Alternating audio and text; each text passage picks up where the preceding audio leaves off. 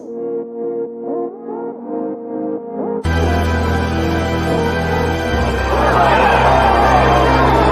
it his time?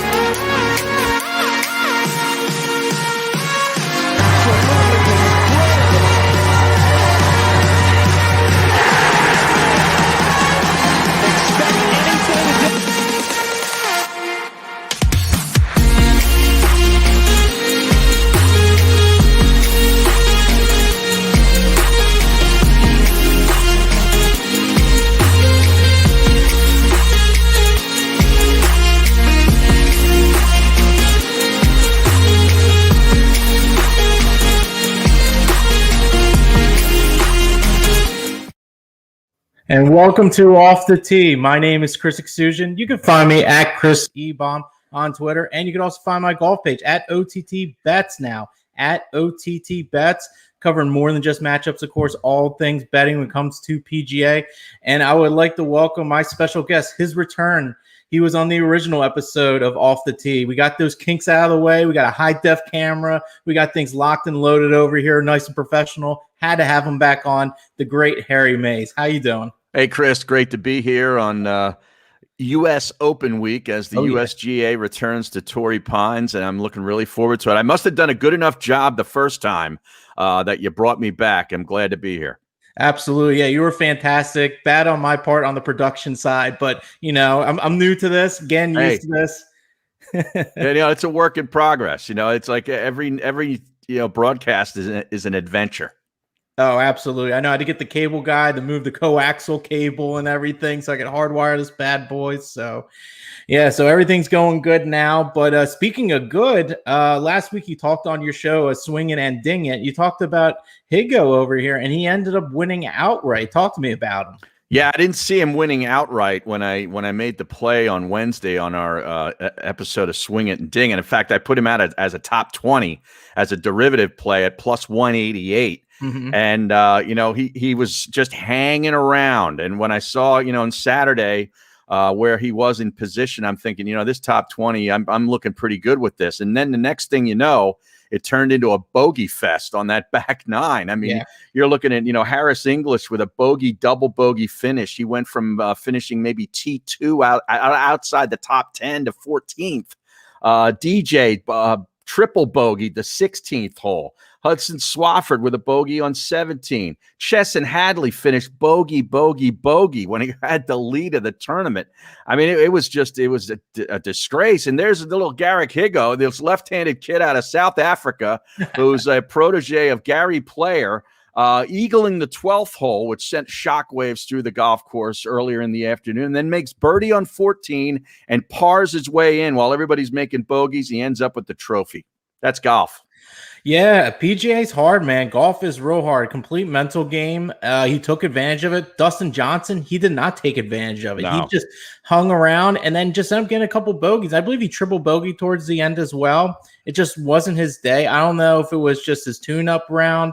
I was expecting Bryson to be in the mix with that because he typically plays well before these majors for these tune-ups. But what were your thoughts about Dustin Johnson here? Well, he bogeyed triple bogeyed that 16th hole, which took him out of it. And, that may have been just, one of these sort of loss of focus situations with Dustin Johnson that I think we just sometimes see in regular tour events. His personality is just sort of this laissez-faire, hey, whatever it is, man, I'm chill. And sometimes guys like that, I think, the slightest bit of loss of focus, on a shot, and the next thing you know, rolls off the green or goes into a hazard or something like that, and you could put up a big number. I don't think that's anything that's going to be taken into Torrey Pines this week. The great part of that personality that he has is he forgets about stuff right away.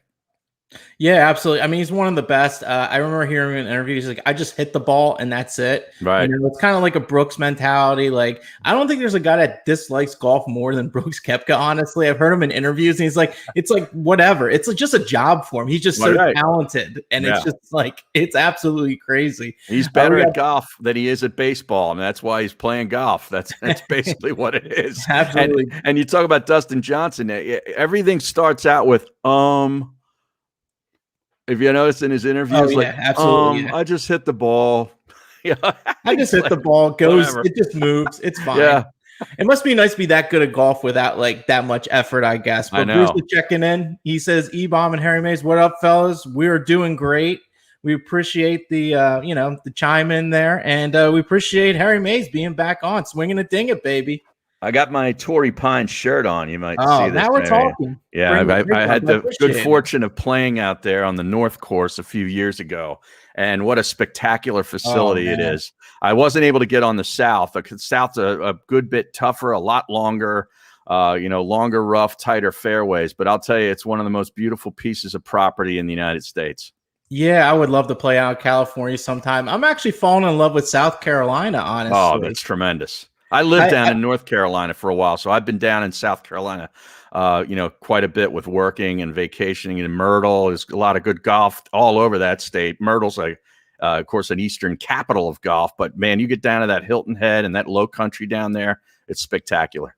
Oh yeah, one day I'm going to make a trip out there with the missus out to Charleston and taking the beach and just the southern atmosphere. I can't wait. Eventually I'm going to get that through. But speaking of flowing through for the most part, I had myself a nice little week as well. I went 3 out of 4 on my top 20s. I had Scott Piercy plus 3.5, David Lipsky 5-1, and Seamus Power 4-1, totaling 12.5 to 1, 3 out of 4. Keith Mitchell. It was Keith Mitchell week, I proclaimed, and he started off real hot. Yep. Went 2 birdies right off the bat, got a couple pars, and then he went haywire on one hole, and then he wasn't the same ever since. He was bombing it, Harry. I had him in a top 10, and of course, he ends up missing the cut, so I feel your pain on that. But great call on some of those top 20s. That Lipsky call, I mean, where did that come from? Where'd you pull that out of? Well, it was Corn Ferry week, so I had to really dig deep last week because it was kind of a weaker field. But some of these guys on the Corn Ferry, I mean, I'm not an expert on the Corn Ferry myself, but I remember seeing Seamus Power on a couple of the PGA tours and him being pretty good in the first round and everything.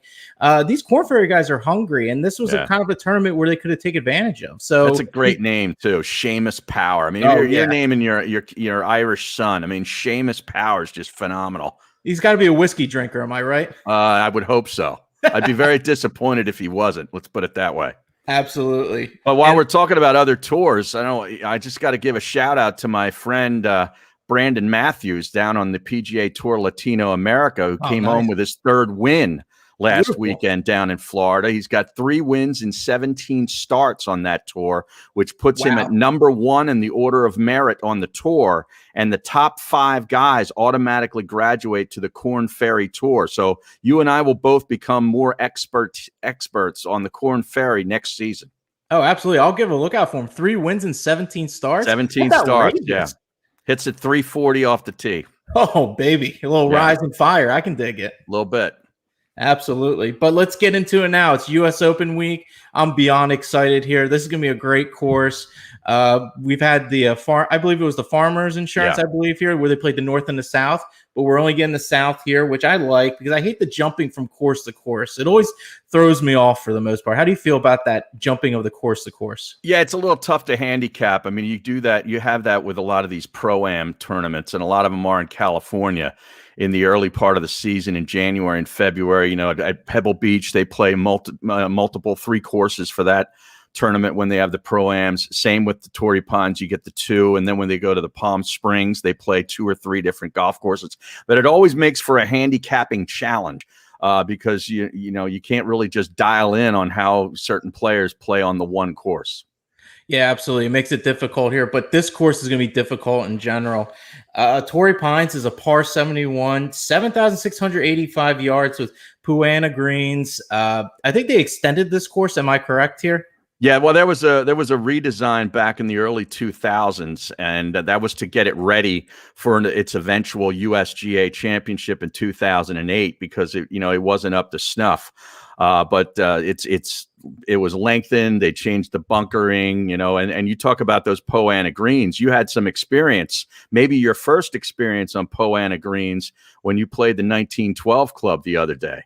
Oh, absolutely. I didn't even know they were those kind of Oh greens. yeah. So those greens were pretty tricky. I'm not going to lie. They were a Uh-huh. little faster than I thought they were going to be. And actually, when I was playing with Sean Brace, he said they're usually faster than that. So, Yeah, I they mean, usually I are. was kind of taken away. I like that whole course had some, hills and, they rewarded good shots, but it was still difficult enough. The rough was a decent size and everything. I really enjoyed it. I didn't shoot terrible. So overall, it was good. Well, the thing about Poa annua greens, though, they get a little bumpy as the day goes on and the grass starts to grow. They can be very unpredictable. If you lose your commitment or you don't have the right line and speed. Absolutely. We got Tony Cotillo checking in. HarryMayes is a PGA course encyclopedia. Love it. Absolutely. That's why I Thank have you. him on Appreciate here. it. He's telling us about the North course. I love it. It's fantastic. And he's been on the South for the most part. So he's played some really good courses. Hopefully one day I'll venture those roads at that point. But I know that I'll get into the Swinging and Ding It event coming up. Am I right? That's right. Coming up soon. August the 17th. I think there's still a few slots available. Okay, absolutely. So check the Swinging and Ding It Twitter handle. Should have some links there as well to check out. I'm already locked in with my brother-in-law, ready to roll. Can't wait. Yeah? Is he a A ringer? lot of fun. Is the brother-in-law the ringer? Oh, dude, he is a ringer. Yeah. He's outstanding. He plays at Trump Philly, and nice. that course is unreal. I played there. It's just like whoop, whoop. That was the old Pine Hill. They used to call that Pine Hill. Yeah, Pine Hill. Yep. So yeah, he's a ringer. I'm okay, but he's the ringer, so I'm bringing him in. Beautiful. So as far as this course goes, for the most part, there's some things I want to bring about as far as success here at Torrey Pines.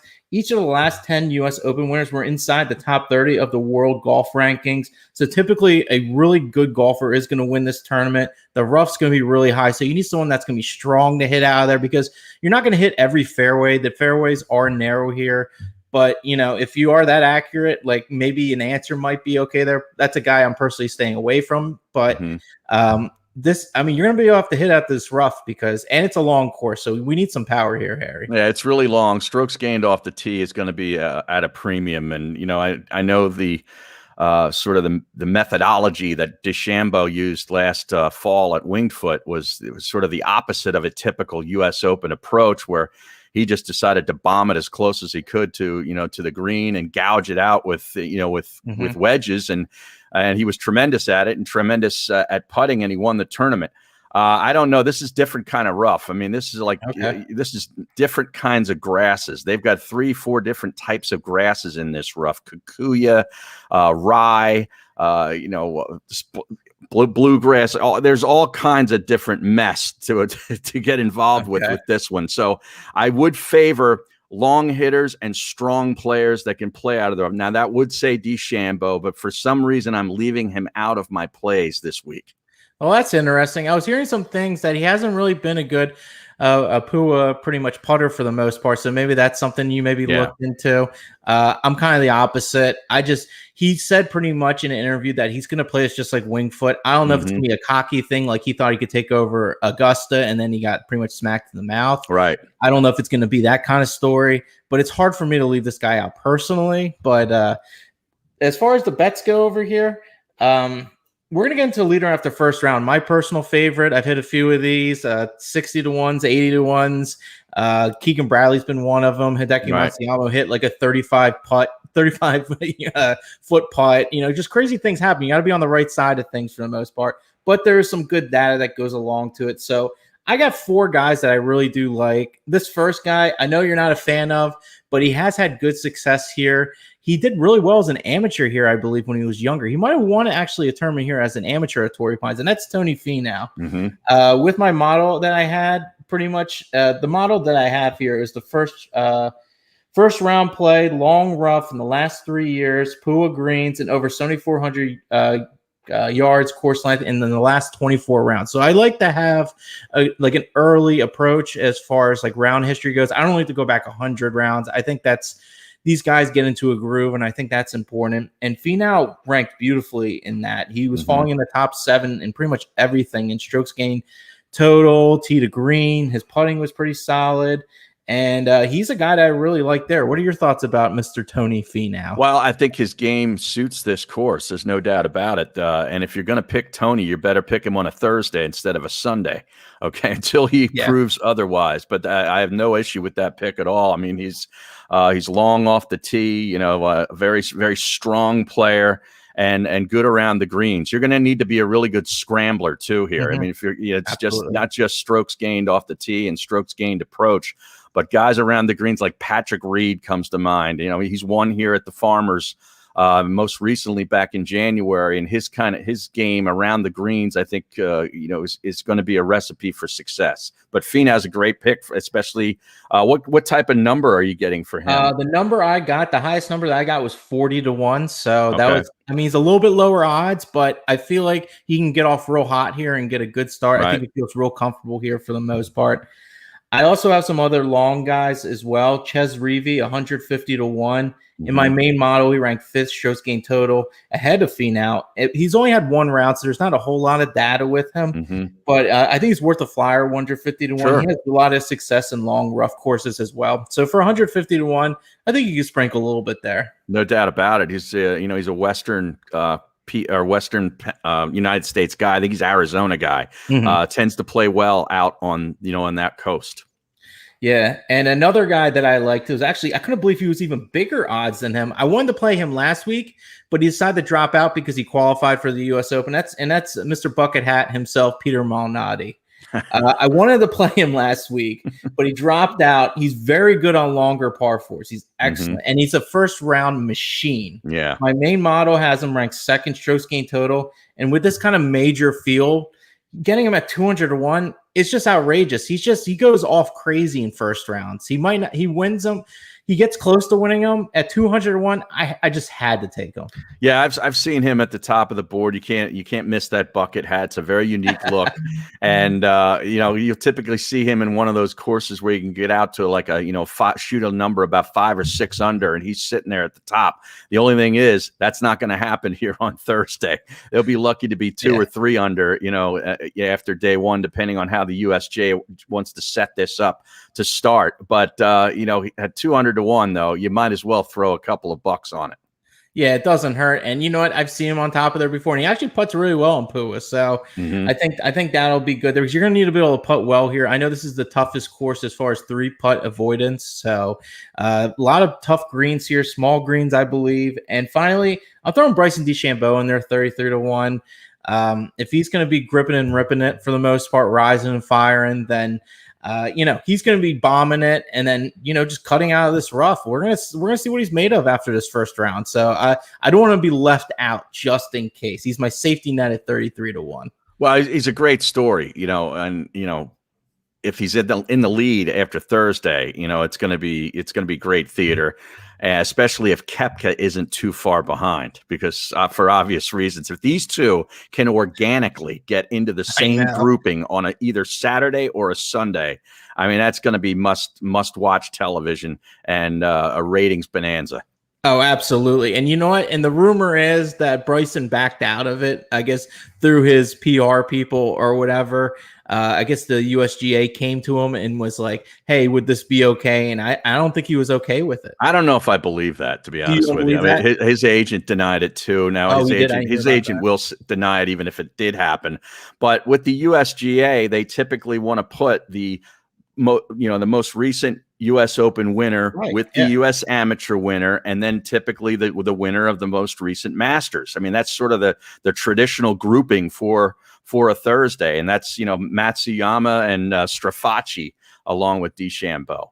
Yeah, we could have had Brooks, Bryson, and Woodland. I think that would have been the trio that we could have had with all those winners. Yeah, yeah, right. Yeah, because I think Woodland wanted in on that.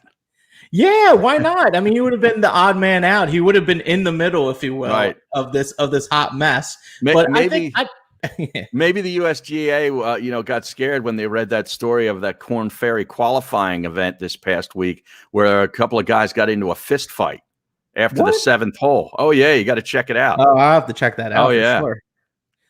Absolutely. So I just went through my first round plays. Is there anybody that you're eyeing up that you feel like would be a good first round play? Yeah, this is not something that I've ever partaken in before. So I'm just going to go with chalk here. I'm going to Okay. go with a guy named Jason Kokrak, Mm. who's obviously a big hitter. He's got 2 wins this year already on tour. One, back last it was part of the wraparound season at Shadow Creek, and then won a couple of weeks ago at Colonial, and that really showed me something. Oh, If he yeah. can win on a golf course like that, that's very tight, with precision irons and and shots into these greens, I tell you, he's got more game than just being a long hitter off the tee. His putter has been absolutely fantastic. Outrageous. He's 5th in strokes gained putting and hits it over 307 yards off the tee, and he can make birdies. Okay, you're going to make some bogeys here at a U.S. Open. Everybody knows they're going to. You got to try to avoid the doubles and triples, but if you make bogeys, you're fine if you can make birdies. This guy can make birdies. So with those 2 wins and the fact that he's teeing off early in the morning, so I think he's going to get a better of the greens. We talk about Poana greens. The afternoon gets a little tough. He's teeing off at 8:02 a.m. along with Cameron Champ and Corey Connors, and I got him at plus 5,000. Oh, beautiful. Absolutely love it. Yeah, Kokrak's been amazing. And you know what? I think that Colonial tournament, him going one-on-one against Spieth at the end, pretty much he was the villain there for the entire time. No doubt. He embraced it. No doubt about it. The whole state, everybody from, that was there from Texas was rooting for Jordan Spieth, and I get it. But Kokrak, I tell you, he doesn't flinch, man. He's a tough competitor. He's got that big pickup now with that trophy over there. So perfect for him, isn't it? You see him sitting there with that tartan jacket, his big old bell. He's got a big old crock pot, a big dip in his mouth, driving that truck. Absolutely. I love it. I love Kokrak. Well, I'll get more into him later on. So those are the guys you're looking at, right? Yep, that's it. Okay, well, I'm going to get into it for top 40. I'm not going to lie, I originally was looking at Wyndham Clark because he bombs it so well, but I really had nothing else to back up with it, so I decided to back off of Wyndham Clark. I'm actually looking at a local West Coast guy, Max Homa, plus 130. I was able to find him playing real well this year. He won at the Genesis this year. He's back on the West Coast. These West Coast guys love this West Coast kind of golf. And for plus 130 for top 40 with Max Homa, I'm just hoping he makes the cut and then contends a little bit. I think he's more than capable of doing that. I think his pedigree this year, he has risen it up a significant amount. He's not just a Twitter, YouTube, whatever thing going on. He's been playing decent golf. So for plus 130, top 40, I'm going to take a flyer on Max Homa. That's some great value. And I'm totally with you on your thought process there as far as, a West Coast guy. These guys do tend to favor these types of golf courses with these types of grasses. I mean, they just grow up on it. They're used to it. Yep. They've competed in junior events, since they were, 12, 13 years old, against one another on golf courses like this. So that's really good value. And, the only problem with him is sometimes he just struggles with his confidence. He doesn't really give himself credit for how good he is. But I think he's a great talent, and I like that play. Nice. Do you have a top 40 as well? Yeah, it's a name that I was kind of surprised had plus money on it, to be honest with you. Even though he hasn't been playing as well as he was a year or so ago, he's a guy who plays every week. He's great point to point, keeps it in play, keeps it in front of him, and is a competitor and will not give up. And that's Sung Jae Im. I took him at plus 125 for a top 40 play. Yeah, I like that because he's super accurate off the tee. So I know these fairways are thin, and typically he is a really good ball striker. His numbers haven't been as good ball striking. His putter did improve throughout the year, which you're going to need a better putter. Surprisingly, he was trending upwards with the putter and trending downwards with the approach game. But I'm a huge Sung Jae Im fan. I love the slow backswing. I really like Sung Jae Im a lot. And I think for plus money, I think he has a pedigree as well, like a Max Homa, to get into that top 40 because he's just so accurate off the tee. Yeah, I mean, he's got to win, and he's been in a lot of contention for a lot of wins. So, that type of environment is not going to scare him in the least. Absolutely. And I wanted to get also into a top 30 as well. I like Gary Woodland 2-1. Typically, he plays well at these U.S. Opens. He hits the long irons very well, which you're going to need to do here because the course is so long. He's been solid. for him besides the Memorial. He finished 5th at the Wells Fargo, 38th at the PGA Championship, which was an extremely tough tournament in Kiawah Island. And then he got 14th at the Charles Schwab. Another guy trending in the right direction that plays well in these U.S. Opens, a past U.S. Open winner. And if I'm getting 2-1 on him to be 30-1, I'm all for it. Yeah, not a bad play at all. I think I was reading where his coach and his team are saying that they're really liking his ball striking coming into this event. So you might be catching him at a good time. I went with Joaquin Niemann at plus 163 for top 30. This guy just hits the hell out of irons, man. He is a tremendous iron player. He's very strong, hits it a long way, and has been in the mix quite a bit here over the last year and a half. And I think at some point he's going to win one of these majors, if not more. So plus money for top 30 for a guy like that, worldwide player. I just loved it too much. Couldn't pass it up. Yeah, I mean, he's a guy that also hit the long irons really well. He's an eagle-making machine. Right. I mean, we're not going to be making eagles here for the most part. No. But if you have the potential of getting those kind of opportunities, those could lead to birdies. And I think that's important because birdies are going to come rare. Guys are going to just try to get par at these points. And I think Joaquin Niemann has the talent to do it. His putter is a little iffy. It's not the best in the world. But you know what? Putter's so volatile. It's like you could be good at putting one week and be bad the next. It just goes up and down because these guys are pros at the end of the day. They're not like Joe Schmo's just playing and it's just whatever. I mean, the putter can get hot at times. But those irons and the off the tee and everything, that stays steady. I mean, for the most part. So I like that as well.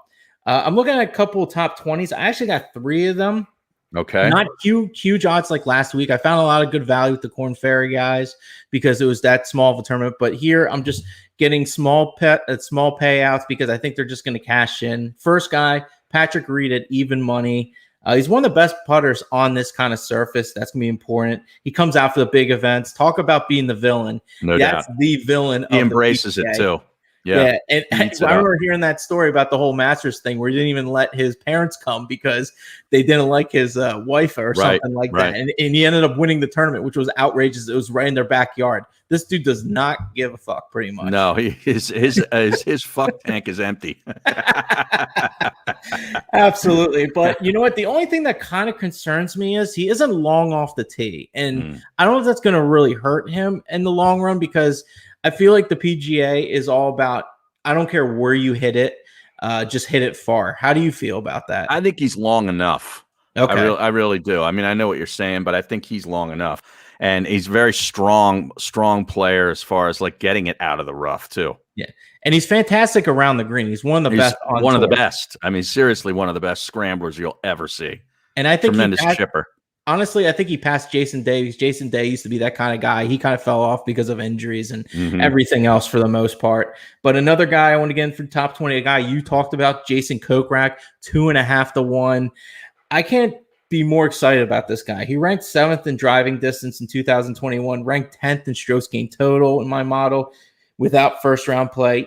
Pretty much twice this year, he's been in great form. I think he's a lock for top 20.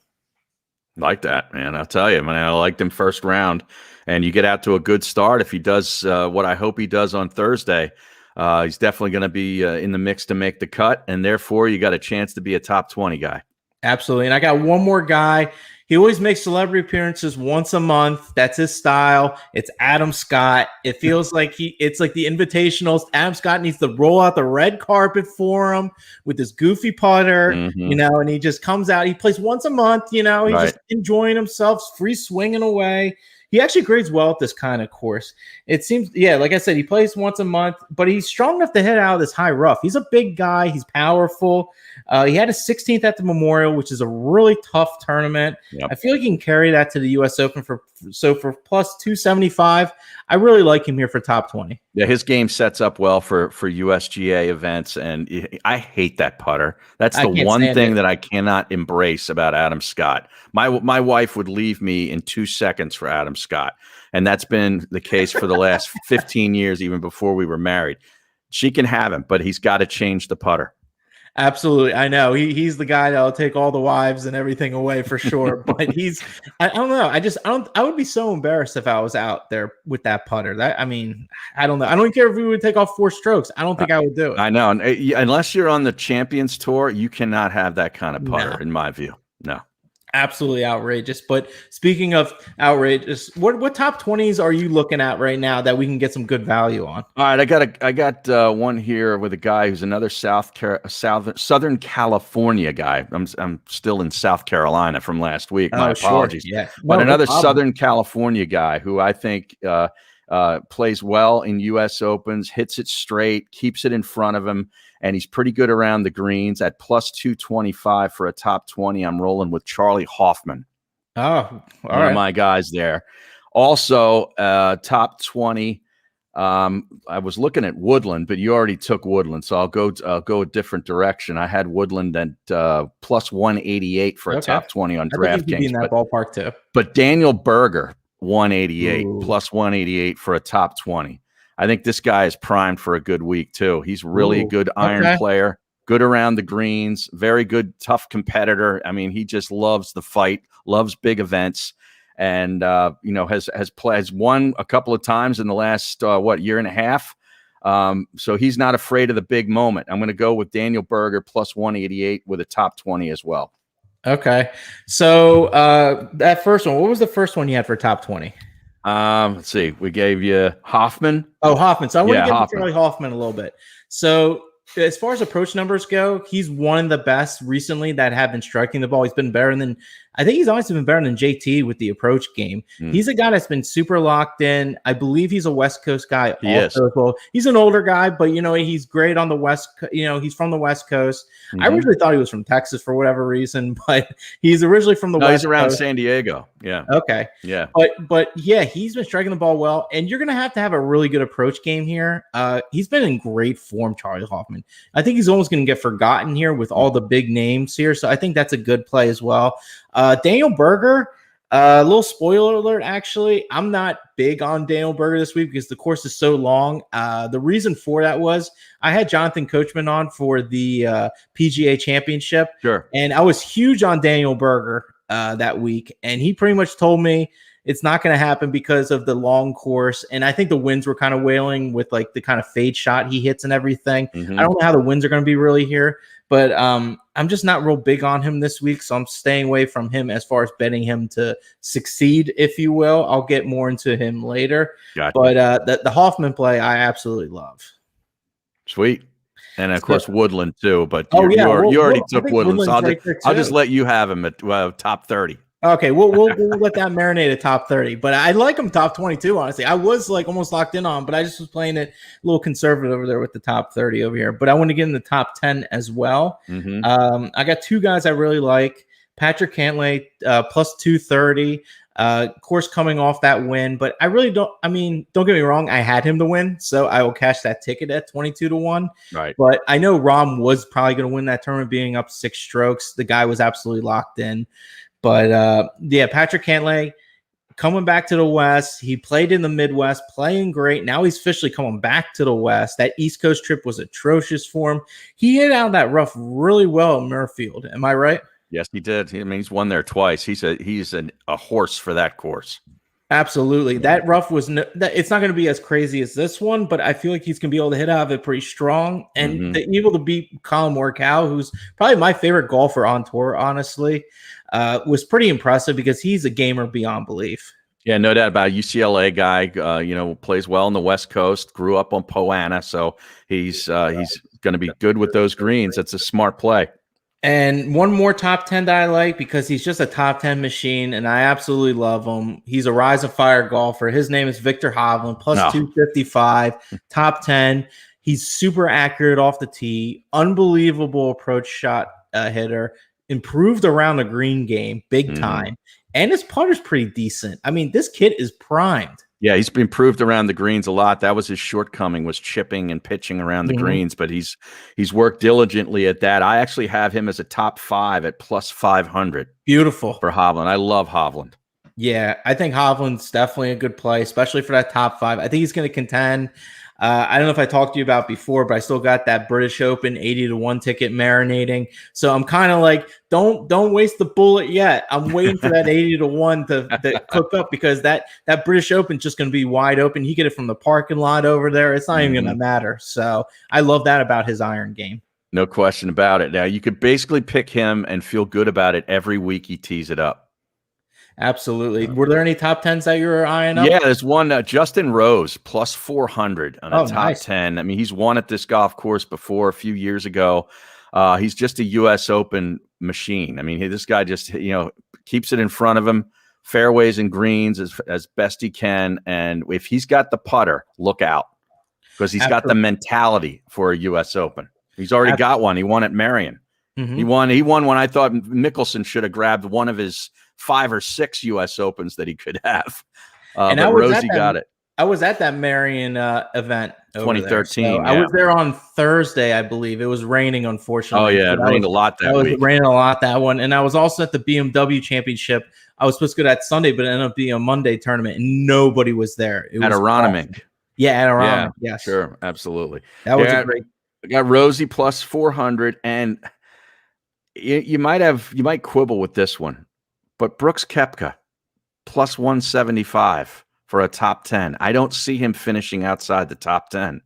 I just don't. He'll will himself to a top 10. Yeah, I mean, he's the big game hunter. I talked about him last week. I wrote an article about him, the Brooks dilemma. I thought personally he was going to play a lot better at the Palmetto Championship, because typically track records have shown he has performed real well. The Bethpage Black, where he won the PGA Championship, he played the Honda, I believe the Honda Classic, and he finished inside the top 10. It was real solid. And then he ended up being like 9-1. I remember ended up taking him. It was like the lowest odd golfer I ever took my entire life. But he typically plays well beforehand. He kind of had a little iffy go around here, but you know what? It's almost impossible not to take him for a major. I don't blame you. And I think the fact that he's plus 175 for top 10, I think the books know he's going to play well. I think the books are like pretty much saying he's going to play well, and we're not going to pay out on it. Not a great value, but I'll take it. I want but you know what? A win's a win, and it adds into the bankroll at the end of the day. Like I even had like Patrick Reed even money, like 20, top 20. Yeah, not a big payout, but you know what? They all add up at the end of the day. That's right. Matter. And also, small wins or big wins. I'm one of these guys that likes to, wait usually until Saturday morning to take my winner. So if he has given me the indication that he's locking in a top 10, there you just say, hey, I'll take him to win. Absolutely. You might be able to get him at like a 9-10-1 if he's within the top 10. And then even that's still a great payout at the end of the day. 9-10-1 on a guy that's crushing a course. Like, you can't find it anywhere else with any other sport. That's why PGA betting is by far the best sport, hands down, to bet. I totally agree with you. That's why we're talking. Oh, absolutely. You're giving this to the fine people over here. So to win, speaking of the win, there's 3 guys that I really like. I put my biggest bet on him. Bryson DeChambeau, 16-1. Wow. He just fits the U.S. Open mentality so much here. And it's, I found him at 12s, 14-1. I finally found him at 16-1. I had to bite. So I ended up taking him 16-1 there. We talked about him before. I took Jason Kokrak 70-1. He's a guy that can easily win this tournament. His driving's fantastic. His putting is great. He's won twice this year. This could be his major breakout, and this could propel him to bigger and better things. And finally, this is the best number I found for him, Rory McIlroy, 21-1. He was in this kind of range before at the Wells Fargo Championship, and he ended up winning that. He was in the low 20s there. He wasn't doing too much, and he ended up winning there. So I think this is a juicy number for him, and I think this could be a sweet spot for him, someone that drives the ball extremely long on tour, and does play well in these kind of majors. So those are the 3 guys that I'm looking at to win. It's really kind of scary, that nobody is talking about Rory McIlroy. And when you think about it, he's probably at any point in time, he could be the most talented player on tour. Yes. But nobody's talking about him. And the reason nobody's talking about it is because he hasn't won a major since 2014. It seems almost unfathomable with a guy with his kind of game has not won a major since, I believe it was Valhalla, the PGA in 2014, when they were running out of daylight. I think that's his last one. but at any moment, he can rattle off, 4 or 5 birdies in a row, even in a U.S. Open type scenario. He's that good. So what did you get him at again? I got him at 21-1. 21. All right. For the win, for pre-flop, I'm going to go with Hovland at plus 2,500. I just think he's going to have a couple of majors to his credit by when it's all said and done. Oh yeah, no question. He's always in the mix. He's got the mentality for major golf, and he's picking up the game to match that. But the guy I want to win it, and I will sacrifice every bet on the board, and that's Phil Mickelson. Oh my! I want him to win this so bad. I don't know that it's possible, but after what he did last month, the fact that he was almost 51, now he'll be 51, and he took apart that field at the PGA on that golf course. I know it's a different setup, but there was all kinds of things going against every player in that tournament too, and he made it look almost easy. Yeah, absolutely. Phil would be a great story, obviously. I mean, talk about a guy that's playing with house money. No one's playing with more house money than Phil Mickelson. And he's on the West Coast where he feels comfortable. And, it is a long course. If he can get that driver accurate, I felt like when he did win the PGA Championship, he wasn't as long as he usually was. I think he dialed the 2-wood. He used a lot of 2-woods. I mean, he played smart golf. He played un-Mickelson-like golf. Yeah. I mean, and especially in that round, the final round with Koepka, you're thinking like there was a 2-shot swing on the first hole, if I remember, and you're thinking, uh-oh, here we go. He's gonna start to unravel already. Koepka's gonna get in his head. And 2 holes later, the whole thing flipped back again, and Phil never gave it up. I mean, it was just masterful golf, and he played disciplined golf. Yeah, which is scary. It wasn't like him, to be honest. And on top of that, I had Brooks Koepka to win that tournament. I believe he was crazy odds. He was like 50-1 or something crazy because he just, with the knee injuries and things like that. And I had a chance to cash it out, but I decided not to. I was like, well, you know what? If history is going to happen, then history happens. And you know what? History happened, and I'll take that bet any day of the week. But I like where you're getting at there with Victor Hovland. You won't find a bigger supporter of Victor Hovland than myself. I bet him for every major. Way back, just in futures, because I absolutely love the kid. He doesn't care, and he's free swinging, and he's putting together a really beautiful game. So I really like him there. I want to talk about a couple missed cuts. This is kind of a weird prop bet, but I've been pretty decent at it, so I kind of want to roll with it a little more. You talked about him earlier. I actually do like him to miss the cut. Daniel Berger plus 235. Wow. He's a guy that I think is not going to play well at this kind of long course. And I learned my lesson at the PGA Championship. I thought for sure he was going to win, and he just wasn't fit for this kind of long course. And I don't know what it is, because he can hit those long irons pretty decent, but for whatever reason, he just hasn't really come out for these long courses. So I like him for plus 235, and for even more juice on our side, give me JT plus 310. Talk about a guy that's been falling off for the most part. He had a missed cut. He can't putt anymore. He had another 40th place. Talk about one of the worst putting, putters on tour right now. And I typically like to gravitate to those guys because I'm like, it can't get any worse, but it keeps getting worse for him. Yeah. So, and his driver's been out of control too. And if that driver's out of control, forget about it. He's going to be in that crap all day. No question. Yeah, that's not a bad play. I don't usually do missed cuts, but a guy that's was on a roll early in the season and then kind of fell back to his normal level at his age. Just had the week of his life. Yes. He got remarried to his smoking hot ex-girlfriend, now wife, Caddy. Okay, and I'm talking about Lee Westwood. I think he was in Las Vegas celebrating his wedding. He's he's putting his energy towards other things, if you know what I mean. I doubt that he was spending as much time maybe on the range at Shadow Creek as maybe he should have been. And I just can see him coming in here, getting off to a slow start and just withering away. So I'll lay 110 and have him miss the cut. Yeah, I mean, it's really interesting. I was trying to dig deep with Lee Westwood because I was actually going to fade him as well. I kind of like the whole Gary Woodland minus 150 over him. But I was trying to figure out the caddy situation because every time he had his son on the bag, it was garbage. He just played terrible at times. But you know what? When his smoking hot now wife is on the bag, he gets into a little groove, like a little What's that old golfer called with the bandana and the cigar and everything? Jimenez. Jimenez, yeah. Jimenez. He gets into that groove and he starts just hitting those irons and everything's good.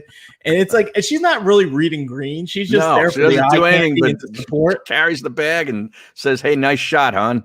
Yeah, exactly. We'll enjoy this later. So right.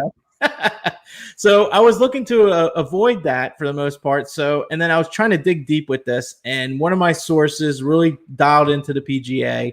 He said that she was holding the bag and everything this week. So he thinks that she is going to be carrying the bag this week because you got to pull out the big guns over here for the U.S. Open. And obviously the sun wasn't holding it down. No, absolutely not. But I, you may need a little bit more out of your caddy this week than just eye candy and somebody to carry the bag and hand you your putter. Yeah, the bag, absolutely. You know what I mean? But if you're looking for another kind of bet, I think Gary Woodland's definitely worth a flyer at -150. You're laying a little bit more juice, but I think Woodland is trending in the right direction as well. A matchup that I absolutely love that I loaded up on is Rory McIlroy -120 versus Justin Thomas, a guy that I think is going to actually miss the cut here. And I think Rory's going to play well anyway. So Rory at -120, I'm not laying too much juice. And it's just a different one guy's going up, the other guy's going down. Yeah. And, it's name against name. But if you look at the story and how they've been playing, Rory's just been playing so much better on all aspects.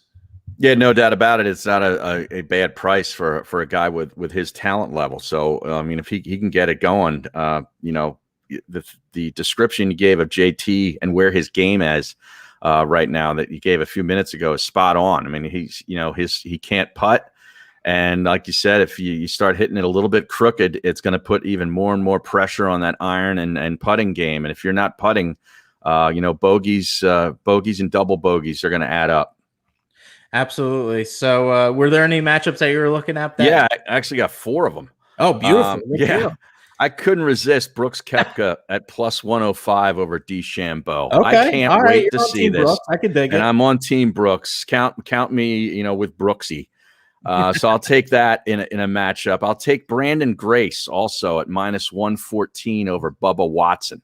Brandon Grace was playing some pretty good golf coming in here, and he actually qualified down at the Bears Club for this U.S. Open, and therefore skipped Congaree. He was going to play in that Palmetto, and he was going to be one of my. He was going to be one of my plays for a top 5 at that spot because I thought that golf course really suited him. He shows up big in U.S. Opens. He plays great in majors, and I will take him laying a modest number over Bubba Watson. The other 2 are also this one's a 114 as well. Louis Oosthuizen -114 over Scotty Scheffler. Ooh, another guy who rises and fires for the big events is Louis Oosthuizen. Got one of the best golf swings, keeps it in front of him, doesn't hit a lot of crazy shots. Every now and then his putter can get a little balky, but he seems to show up when the major championship is on the line. He's got, a bunch of seconds in every tournament there is, and to go along with his British Open championship. And I'll take him over Scheffler. The other one is Guido Migliozzi of the European Tour. out of the It's all a video. That dude's outrageous, by the way. Yeah, exactly. But I mean, there are not a lot of golfers that come out of Italy. I mean, Constantino Rocca and Francesco Molinari, are about all you can really remember. But this Guido Migliozzi guy can play, and I'm taking him over a guy who I can't even believe that he's going to tee it up because he's been so awful. And that's Cameron Champ. Yeah. I mean, he's putting up numbers that are just, they're like me. So +100 over Cameron Champ. Give me Guido. Yeah. So it's funny. This guy looks like he would have been on The Sopranos over here. It's like really hilarious. You know what? I think that's a good attack on Cameron Champ. You got a guy that's really hungry, that really wants to perform real well at his first U.S. Open. He's on cloud 10, but I think he can kind of dial it down for the most part.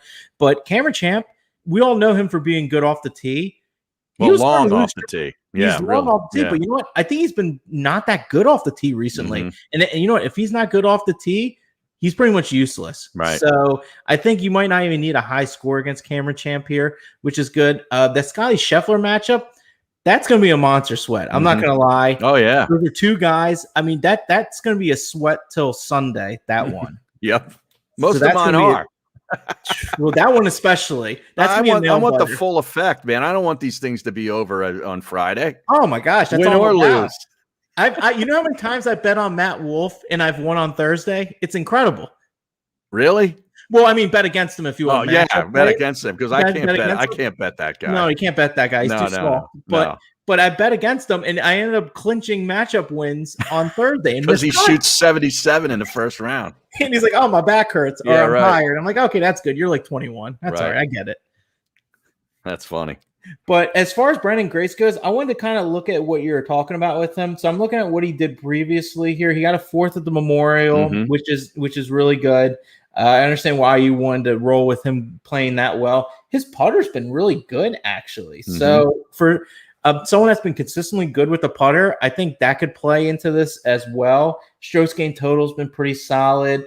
Majority of the time, he's been in the positive tee to green, which is pretty much the overall basis of how you're playing without the putter. So I think that's good as well. So I think he's been in really good form. I mean, his places haven't been the best, but you know what? I think if you put him in the right matchup like you are, I think that's a good spot for him. Only got to beat one guy. That's all. You only got to be one guy. That's the great thing about matchups. Absolutely. I know. It was crazy. I loved this matchup last week. It was Keith Mitchell versus I forget who it was. They both missed the cut, and I lost by like 1 stroke. It was Kevin Kisner.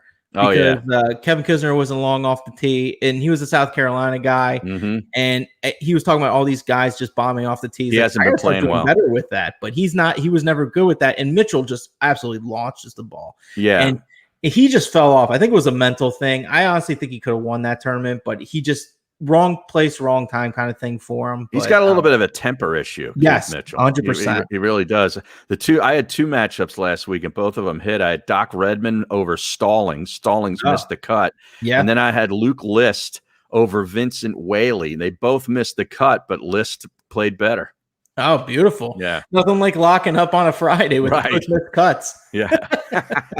Pillow fight. Yeah, that was probably a pillow fight, to say the least. But I wanted to thank you again for being on, Harry. It was awesome. It was great seeing you at the range as well as I was warming up, getting my inner Bryson with my driver. But yeah, so I wanted to thank you again. You can find him at HarryMayes TU. You can also find him at the Middle weekday show that streams on Jacob Media. Am I correct? On the YouTube page, Jacob Media YouTube. Yeah, JAKIB. Yep, and that's with Eitan Shander and Brooks. Eric Brooks and Eitan Shander. We have a lot of fun every day from 11 to 1. Yep, you cover everything. You cover all the bases. I absolutely love it. And then for your golf needs, swinging and dinging with the boys. Always getting great guests on, with just more than just betting, just, working on the game, because I'm becoming a student of the game. So I like that aspect, because I'm learning a lot, trying to keep a level-minded head and everything, so I can appreciate that. But Harry, thank you once again. I think we're going to do well. I think our bets are looking great. This is going to be an awesome tournament overall. I think we're going to get great magic here regardless. And let's go win this money. Can't wait, Chris. Best of luck to you on all your wagers, and we'll talk to you down the road. All right, fantastic. Thank you.